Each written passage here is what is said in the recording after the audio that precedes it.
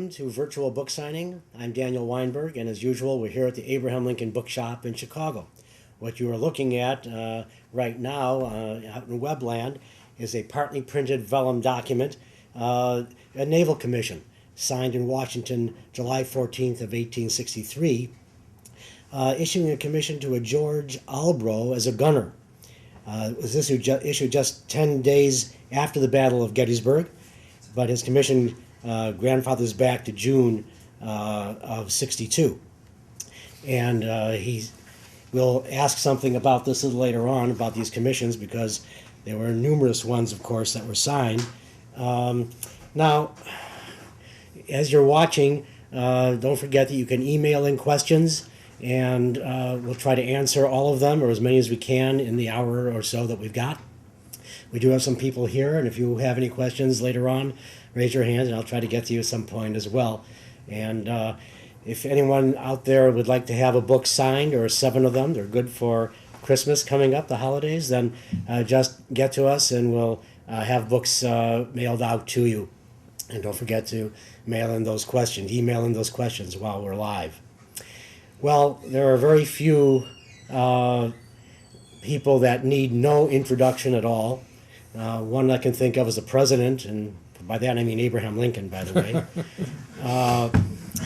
I was going to say as well Oprah, but she's fallen down to 12 on the list of important women I see. And Michael Jordan I was going to also say, but he went to the Washington Wizards, so he's gone. So it leaves one person, and that's who's sitting here next to me, James M. McPherson. Your third time, Jim, here on Virtual Book Signing, and we appreciate it. And well, I've enjoyed my former 2 times, so I hope the same is true this time. I can't wait for the 4th already, actually. So his latest book, and what he's here for, is War on the Waters, Union and Confederate Navies, 1861 to 1865, University of North Carolina Press, 277 pages, and it costs $35. And I think you're going to enjoy this book quite a bit. I know I did. I do want to, before we get started, since yesterday a well-known individual, historian, passed away. You may know the exact way to say his name, Eugene Genovese. Genovese. I'm sorry to hear that. I hadn't actually yesterday, known that. After a long illness, he was a preeminent scholar of slavery and the views of slave owners in the American South. He died yesterday after the long illness at 82. He began his career as a Marxist and ended up as a Roman Catholic.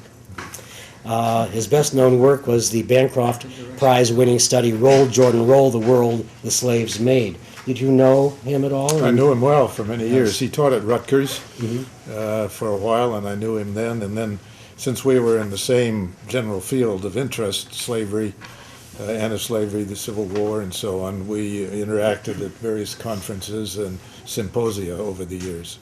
Well, he's going to be missed, but his books at least survive, and that's the way to keep him alive. Yes. Like all of us, I suppose. Tell us about this book. Why this book at the moment? Your last one, of course, on Commander-in-Chief is Lincoln. Maybe this is a natural outgrowth, but tell us how you got to this book. Well, I've always been interested in the role of the navies in the Civil War, especially the Union Navy, and I thought that it's been underappreciated and maybe even misunderstood to some degree.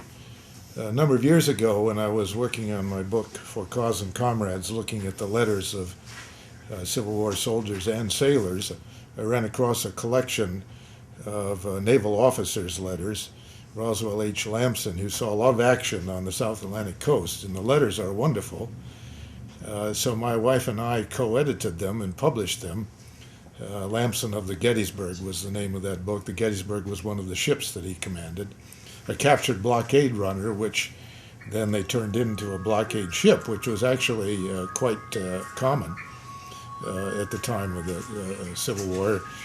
To catch a thief, set a thief, was the idea, because the blockade runners were very fast ships, and the ones that were captured were often then turned into blockade ships because they could pursue and catch the fast ships. Well, having edited those letters and having decided that the role of the navies was a dramatic one, an important one, and I think the contribution of the Union Navy was crucial to ultimate victory in the war, I decided to write a book about it. I don't know what all this is in the background that we're all hearing. Sorry about that, but we'll try to get it away so we'll know more. You'd hear better. Tell us about the Navy before the war. What was the state of the U.S. Navy? Well, until the mid-1850s, the U.S. Navy had really declined in its power and its ability to sail the seven seas and protect American commerce from the glory days of the Revolution and the War of 1812. But under the leadership of Stephen Mallory, who later became Confederate Secretary of the Navy, Stephen Mallory of Florida and other progressive elements in Congress, naval reforms were undertaken. Congress appropriated funds for the building of a half dozen steam frigates. The USS Merrimack was one of those, the USS Minnesota, the Wabash, 40 to 44 gun steam frigates, top speed of 9 or 10 knots, that were some of the most advanced ships in the world, and they were starting to come online in the late 1850s. Also, the building of a number of sloops of war, as they were called, most of them 24-gun steam-driven ships. The Navy was converting to steam power. That was a process that actually began in the 1840s, but it had lagged until the building of these ships in the 1850s. And one of those steam sloops, the USS Hartford, became David Glasgow Farragut's flagship during the entire Civil War and became one of the most famous ships during the Civil War.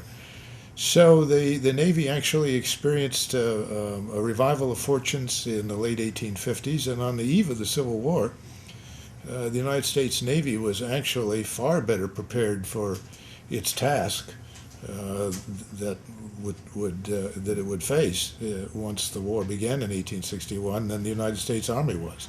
So the Navy was able to get off the mark more quickly, even though a majority of its ships were flung far across the seven seas when the war began. They were recalled, and the Navy was able to begin putting in place a blockade only days after Lincoln proclaimed that blockade in April of 1861. Why were the sailors better organized and disciplined than the Army when war came? Well, the United States Army was 16,000 men, about 1,000 of them officers, at the outset of the Civil War, and they were scattered all over the frontier and all parts of the United States in small detachments. And the Army had to be built up almost from scratch, the volunteer army that fought the Civil War. By April of 1862, just a year after the war began, the volunteer Union Army was about 700,000 men. So they had gone from 16,000 men to 700,000 men. Overwhelming majority of those volunteers from civilian lives and their officers with no professional training.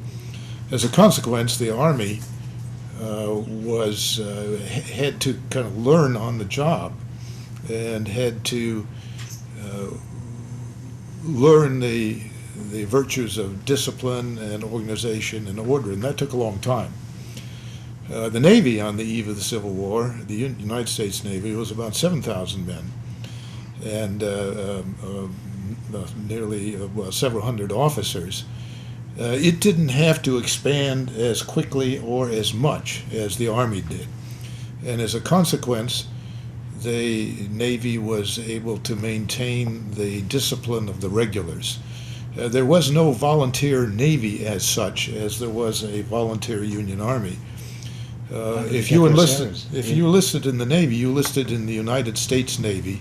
You didn't enlist into the United States Volunteer Navy, the way you enlisted in the United States Volunteer Army.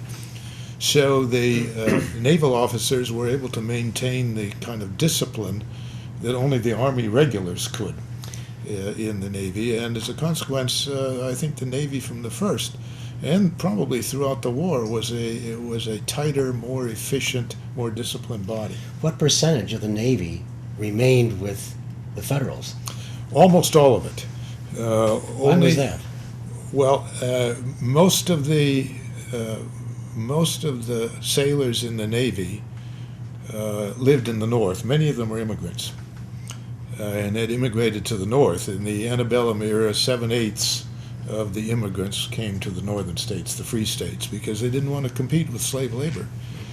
And as a consequence, the great seaport cities of New York and Boston and Philadelphia and Portsmouth, New Hampshire, and so on, are where most of the naval enlisted men came from. Now, a substantial number of the officers in the United States Navy were from the South, and some of them did resign and go with the Confederacy. But interestingly enough, some of the best naval officers in the Civil War were actually Southerners who remained loyal to the United States. Above all, David Glasgow Farragut, a native of Tennessee, a resident of Virginia. They weren't looked down as George Thomas was looked down upon? No, they didn't seem to be. And I think that's much credit for that is due to Gideon Welles, the Secretary of the Navy, and Gustavus Fox, the Assistant Secretary of the Navy, who looked only to talent and willingness to fight. And certainly Farragut had a willingness to fight. And not to they weren't prejudiced against Southerners. We were looking at a military commission here a little bit ago, Naval Commission, excuse me, and there were close to 20,000 military commissions on the Union side that Lincoln signed, plus more. Do you know offhand how many naval officers were commissioned? The total number, I think, was in the neighborhood of about 11,000 during the course of the war. Right. So about half the number he was. Still, we don't see these naval commissions very often as we do military. Evidently not. No. Either they went down or whatever. Well, actually, I don't know whether Lincoln signed all of those commissions. I suppose he would have to sign the promotion from one level to another. He signed every one of those things. Okay. Yeah, every one of them. Okay. Strangely enough. And then when Andy Johnson came in, within 3 weeks, he was having a stamp made for himself in stamping commissions. He said, what was he doing? What about the the seniority system? I'm going to show you something I have here. I should have that up here. Excuse me. And here is innumerable pages of a letter from Richard Meade, Gettysburg fame's brother, and Lincoln had to read all that just to put in a small endorsement at the end, passing it on. Now, he couldn't do that all day, but here he had to do this to decide what to do. Maybe he didn't read the whole thing. What was the seniority system like in the Navy, and how did that work? Well, the seniority system on the eve of the Civil War was rigid. Promotion was entirely through seniority. In 1857, that meant that there was a lot of dead wood at the top of the ranks in the Navy. Men who had been in the Navy for 40 years, sometimes or more, had made their way up from midshipman to captain. Now we're in their 60s or 70s, no longer young or vigorous. And there was a lot of dead wood. They tried to weed out and retire a lot of those senior officers in the late 1850s, which created something of an uproar. They did actually manage to force the retirement of some of them, but congressional pressures kept others in the Navy. When the war began, under the leadership of Gideon Welles, he got Congress to permit him to bypass seniority in order to appoint naval officers during the war. And Wells went right ahead and did that, so that the top Union naval officers, like Farragut, Samuel Francis DuPont, Andrew Hull Foote, David Dixon Porter, Samuel Phillips Lee, were jumped over their seniors.